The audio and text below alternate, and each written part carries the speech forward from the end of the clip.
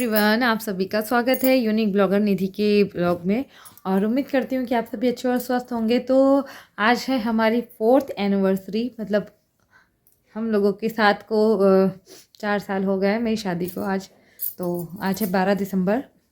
तो आपको इसलिए मैं बता रही थी कि ये ब्लॉग शायद बाद में आए, तो इसलिए मैं बता रही थी कि 12 दिसंबर को ही हमारी एनिवर्सरी होती है।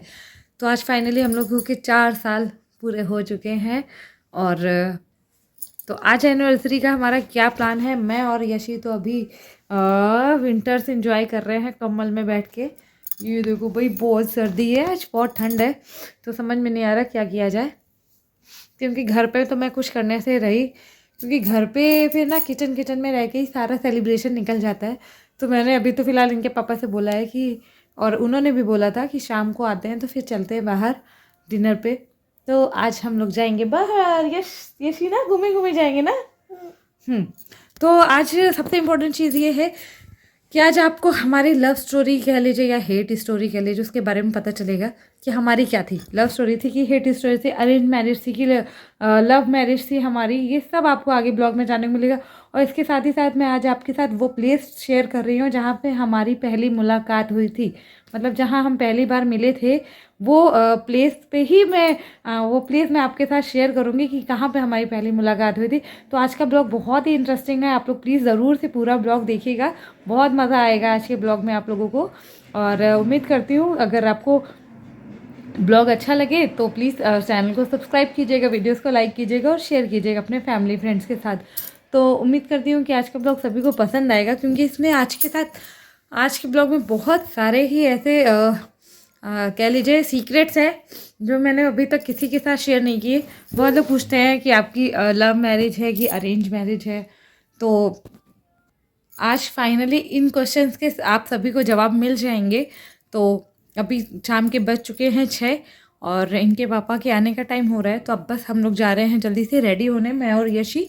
और हम लोग रेडी होके फिर हम लोग निकलेंगे शाम के लिए, क्योंकि शाम हम बहुत ज़्यादा लेट नहीं करना चाहते हैं। बहुत ज़्यादा लेट हो जाता है तो हमें तो कोई दिक्कत नहीं है, लेकिन यशी के लिए प्रॉब्लम हो जाती है। तो इस तो आज का जो हमारा, अगर मैं आपके साथ शेयर करूँगी, हमारी लव स्टोरी थी कि अरेंज मैरिज, लव मैरिज थी कि अरेंज मैरिज। तो हमारी पूरी टोटली अरेंज मैरिज थी। और इस अरेंज मैरिज में जो कुछ अलग सा था वो ये था मैं सोच रही हूँ शेयर करूँ कि ना करूँ। मतलब हमारी जो अरेंज मैरिज देखिए, नॉर्मल अरेंज मैरिज होती है कि फैमिली वालों ने पसंद किया, उसके बाद क्या होता है, जो कपल्स होते हैं लड़का लड़की वो भी आपस में बात करने शुरू कर देते हैं, जिससे ना उनमें भी एक बॉन्डिंग होने लगती है, बॉन्ड बनने लगता है। बट हमारे साथ ऐसा कुछ भी नहीं था। हमारे रिलेशन, मतलब जो भी रिश्ता था वो फैमिली ने फिक्स किया था। और इसके साथ ही सबसे बड़ा ट्विस्ट, जो हमारी लव स्टोरी कह ले या हेट स्टोरी कह ले, मैं तो कहूँगी हेट स्टोरी थी ये, हमारी लव स्टोरी नहीं थी। क्योंकि यहाँ पे ये था कि हम दोनों ही शादी नहीं करना चाहते थे, एक दूसरे से नहीं, हम लोग शादी करना ही नहीं चाहते थे। वो भी शादी के लिए रेडी नहीं थे, हम भी शादी के लिए रेडी नहीं थे। हमारा जो मतलब कह लीजिए रिश्ता है वो फैमिली वालों ने फिक्स किया था, और हम लोग ये बात अपने फैमिली वालों को बोल नहीं पा रहे थे कि हमें शादी नहीं करनी है।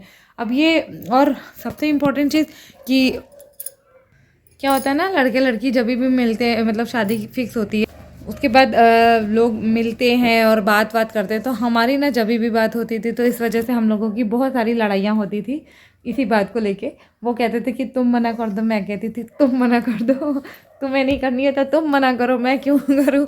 तो इस तरीके से हमारी जब भी बात होती थी हमारी सिर्फ लड़ाइयाँ होती थी और कुछ भी नहीं होता था।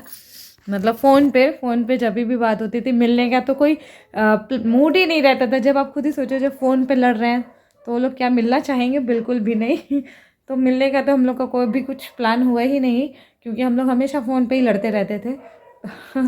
इस तरीके से लड़ते लड़ते साल करीब आ गया। हमारी शादी समझ लीजिए जब फिक्स हुई थी उसके 1.5 साल बाद हमारी शादी हुई है।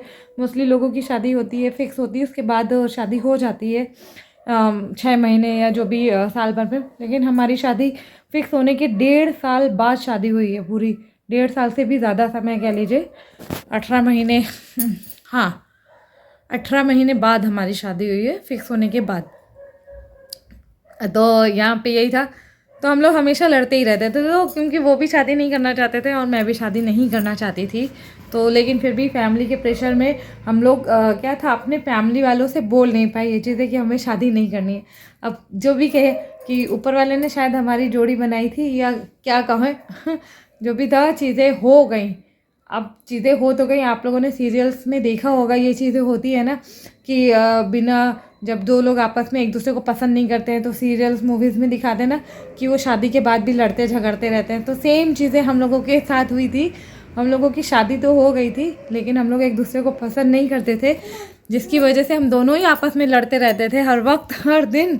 मतलब 1 साल तक हम लोग, शादी के बाद 1 साल तक हम लोग लड़ते रहे हैं कंटिन्यूसली। हम लोग इतना लड़े हैं कि कभी कभी हम लोगों की लड़ाइयाँ फैमिली वालों के सामने तक आ गई हैं। मतलब इन लॉज से भी मुझे अपनी चीज़ें शेयर करनी पड़ी हैं। तो मतलब बहुत हम लोगों में बहुत लड़ाई झगड़े हो जाते थे।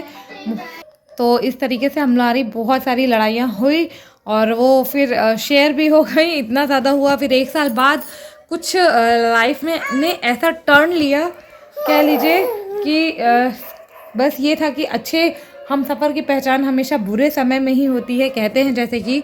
तो बस वही समय आ गया, कह लीजिए कि लाइफ में जब बुरा समय आया तब हम दोनों ने एक दूसरे का साथ दिया और बहुत अच्छे से साथ दिया एक दूसरे का। कुछ वक्त आया एक जो थोड़ा सा टफ था हम दोनों के लिए ही, और उस समय में मेरी मम्मी भी फिर एक्सपायर हो गई थी उसके बाद। तो वो समय, तो उस समय की वजह से उसके बाद हमारा रिलेशन जो था थोड़ा सा स्ट्रॉन्ग हुआ, थोड़ा सा हमारे बीच में बॉन्डिंग हुई। नहीं तो हम लोग तो मतलब 1 साल, शादी के 1 साल बाद तक हम लोग सिर्फ लड़ते रहे, सिर्फ लड़ते रहे, कुछ भी नहीं। मतलब बहुत लड़ाइयाँ हुई हम लोगों के बीच, इस तरीके का था।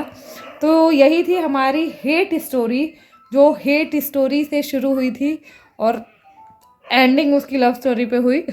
तो फाइनली अभी भी मैं तो एनिवर्सरी, सही बताऊँ, इस वजह से मैं एनिवर्सरी, कोई भी एनिवर्सरी सेलिब्रेट ही नहीं करती थी। मुझे ना बहुत बुरा लगता था कि मैं चाहती ही नहीं थी जो हुआ, वो मैं चाहती ही नहीं थी जो हो गया। तो इसलिए मैं तो बिल्कुल भी शादी करने के मूड में ही नहीं थी। लेकिन फिर भी शादी हो गई और हुई तो फिर कहते लड़कियों के लोग का तो होता है ना, शादी कर हुई होती है तो निभाना ही पड़ता है। तो वही चीज़ें थी। बट हम लोग बहुत लड़े, बहुत लड़े, बहुत लड़े, बहुत लड़े, इतना लड़े। तो अब फाइनली मैं अपने रिश्ते से खुश हूँ और हम दोनों ही खुश हैं आपस में एक दूसरे के साथ। तो अब इसलिए ये एनिवर्सरी मैं सेलिब्रेट कर रही हूँ, ना मैंने आज तक कभी से अपनी एनिवर्सरी को सेलिब्रेट नहीं किया है। तो इसलिए मैंने सोचा कि क्यों ना इस एनिवर्सरी का जो व्लॉग है वो आपके साथ शेयर करूँ। तो चलिए वीडियो में बने रहिए आप लोग मेरे साथ और देखते हैं कि आगे क्या क्या हम लोग सेलिब्रेशन कर रहे हैं, कैसे क्या होता है। और लाइफ में हमारे साथ ना कुछ थोड़ा सा ट्रेजेडी भी हो गई आज के दिन, तो वो भी आपको आगे ब्लॉग में मिलेगा कि आज बहुत बड़ा नुकसान होते होते बच गया हमको एनिवर्सरी के दिन। मैं तो ये सोचे भगवान इतना बड़ा नुकसान हो जाएगा क्या। तो आप लोग आगे ब्लॉग में देखोगे कि क्या था और बहुत ही इंटरेस्टिंग है आज का ब्लॉग। तो प्लीज़ बने रहें हमारे साथ और पूरा ब्लॉग देखिएगा और एंड तक देखिएगा। और अगर ब्लॉग पसंद आए तो चैनल को सब्सक्राइब करना बिल्कुल मत भूलिएगा, वीडियोज़ को लाइक कीजिएगा और शेयर कीजिएगा। तो चलिए चलते हैं। तो यहाँ पे फाइनली मैं रेडी हो चुकी हूँ शाम के डिनर के लिए और इनके पापा भी आ चुके हैं। वो भी तैयार हो रहे हैं और यशी भी नीचे ही हैं अपने पापा के साथ। तो हम सब तैयार हो चुके हैं और अब बस हम निकलने वाले हैं। तो चलिए चलते हैं और पहुँचते हैं। मैं दिखाती हूँ आज की कहाँ पे हम पहली बार मिले थे। तो फ्रेंड्स ये है, हम आए हैं सबसे पहले मंदिर भगवान जी के दर्शन करने के लिए, क्योंकि सुबह में भी इनके पापा ऑफिस चले गए थे जिसकी वजह से हम मंदिर नहीं जा पाए थे साथ में। तो शाम को सबसे पहले मैंने बोला कि हम पहले चलेंगे दर्शन करने। और यहाँ की सबसे इम्पॉर्टेंट बात है ना, सबसे ख़ास बात जो है, आज ट्यूसडे भी था तो बजरंगबली का दिन था। तो मैंने कहा चलो आज तो प्रसाद भी चढ़ा लेते हैं भगवान जी को। और यहाँ पे यशी लड्डू पसंद कर रही थी कि मुझे ये लड्डू पसंद है और खाती बिल्कुल नहीं है बट पसंद है इनको सब। आता है यहाँ जो हमारे छोटे गोपाल थे कितने अच्छे लग रहे थे। तो यहाँ पे मैंने लिए कुछ फूल जो कि भगवान जी के लिए, और प्रसाद लिया है। और अब हम लोग जा रहे हैं प्रसाद चढ़ाने के लिए भगवान पे। और कितने सुंदर सुंदर गुलाब रखे थे मैंने बजरंगबली के लिए। और यहाँ पे फाइनली हम लोग प्रसाद चढ़ा के, क्योंकि मंदिर के अंदर मैंने कैमरा नहीं यूज़ किया और अच्छा भी नहीं लगता ना मंदिर के अंदर कैमरा यूज़ करना, तो यहाँ पे फाइनली हम लोगों ने प्रसाद चढ़ा दिया। और उसके बाद ये अंदर मंदिर के पूरा बहुत बड़ा मंदिर है ये। और ये आप लोग जानते होंगे ये है भूतनाथ मंदिर, इंदिरा नगर का भूतनाथ मंदिर है, जो कि बहुत फेमस मंदिर है। और यहीं पे हम आए थे दर्शन करने के लिए। और ये बहुत बड़ा मंदिर है, तो यहाँ पे दर्शन बजरंगबली को प्रसाद चढ़ाने के बाद हम यहाँ पे मंदिर की परिक्रमा कर रहे थे। और मैं सोचा थोड़ा सा आपको अंदर से मंदिर दिखा दूँ, जो कि बहुत ही खूबसूरत है और बहुत ही मान्यता वाला मंदिर है। और सबसे इम्पॉर्टेंट और सबसे ज़रूरी बात यहाँ की जो है वो ये है कि ये वही मंदिर है जहाँ पे हम लोग पहली बार मिले थे। यहीं पे हम और यशी के पापा पहली बार मिले थे। और ये वो प्लेस है जहाँ पे हम पहली बार मिले थे, यही वो प्लेस है जहाँ पे हम पहली बार मिले थे, एक दूसरे को हमने देखा था पहली बार। तो यहाँ पे दर्शन करने के बाद इसके मंदिर के जो बैक में है ना बहुत ही अच्छा व्यू है। मतलब वहाँ पे बहुत ही सुंदर जगह है बैठने के लिए। आप यहाँ पे दर्शन करके आराम से कुछ देर बैठ सकते हैं मंदिर में। और वैसे भी मंदिर जाएँ तो हमेशा कुछ समय मंदिर में ज़रूर बिताएं, बैठें वहाँ पे। और यहाँ का तो वातावरण भी इतना शुद्ध और इतना पवित्र है कि आप आओगे तो आपका जाने का मन ही नहीं करेगा। तो यहाँ पे ये देखिए बहुत ही सुंदर सा है, जो कि इसका नाइट व्यू है। बहुत ही सुंदर मंदिर है। मुझे पर्सनली मतलब जितने भी मंदिर में जाती हूँ ना, मुझे अभी तक ये मंदिर ना सबसे ज़्यादा पसंद आता है। और सबसे खूबसूरत है, बहुत ही साफ़ सफाई है, हर चीज़ है। मतलब आपको हरियाली, सुकून, शांति और जो एक होता है ना मंदिरों में, वैसे तो आप किसी भी मंदिर में जाओ तो आपको सुकून का एहसास होता है, तो ये बस यहाँ पे भी वैसे ही है। बहुत ही सुकून है इस मंदिर में। और सबसे अच्छा जो व्यू मुझे लगता है ना वो ये है जो आपको दिख रहा है, जहाँ पे कलर्स चेंज हो रहे हैं। ये व्यू है मेरे महादेव का, जो कि बहुत ही अच्छे से यहाँ पे पिक्चराइज़ किया गया है। अगर आप इसको मैं पास से आपको दिखाऊं तो यहाँ पे देखिए कितनी अच्छी कलरफुल लाइट्स लगी हुई हैं। यहाँ पे नंदी हैं, नंदी महाराज हैं, महादेव हैं, जो कि अपनी जटाओं में गंगा जी को धारण किए हुए हैं। और साथ में है पार्वती जी, जो कि महादेव के साथ में है उनकी संगनी।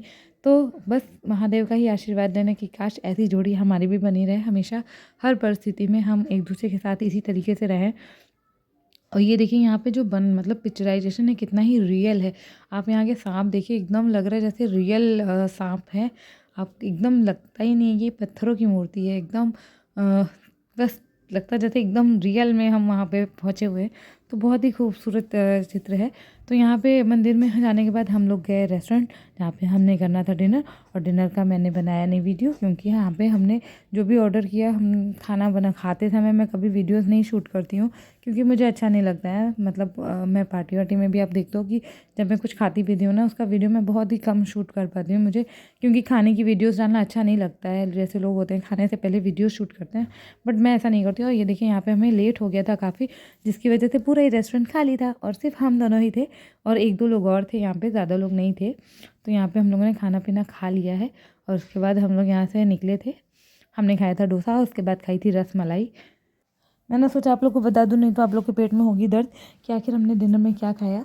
तो यहाँ पे हमने खाया, उसके बाद अब हम निकल रहे थे घर के लिए। और जब हम घर के लिए निकलने लगे, हम बहुत ही खुश थे कि मतलब अच्छा दिन हमारा बीत रहा था।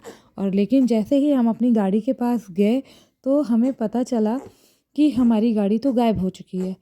मतलब गायब हो चुकी है कि स्टैंड पे वो गाड़ी थी ही नहीं, और वो गाड़ी गायब थी। अब मुझे इतनी टेंशन हो गई, मैंने कहा भगवान आज एनिवर्सरी के दिन ऐसा काम मत करो कि हमारी गाड़ी कोई और ले गया है उसमें चाबी लगा के, क्योंकि इनकी स्कूटी का ये है कमाल कि उसमें किसी की भी चाबी लग जाती है। तो बट फिर मैंने यहाँ पे सीसीटीवी कैमरा चेक कराया, जिस रेस्टोरेंट में हम लोग आए थे वहाँ पे सीसीटीवी कैमरा जब चेक कराया तो पता चला कि होटल के ही मतलब रेस्टोरेंट के ही किसी स्टाफ ने हमारी गाड़ी लेके गए हैं, ले गए थे गलती से। तो उनसे बात हो गई थी, फाइनली पता चला था कि वही ले गए हैं और आ रहे हैं।